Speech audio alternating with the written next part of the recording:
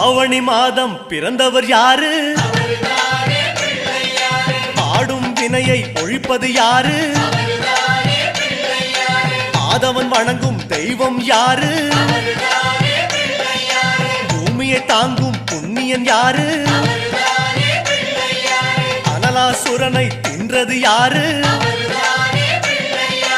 ஆணவம் நீக்கும் நாயகன் யாரு? முப்புரி அணிந்த மூலவன் யாரு? அவரும் வாழ்வது எங்கே கூறு?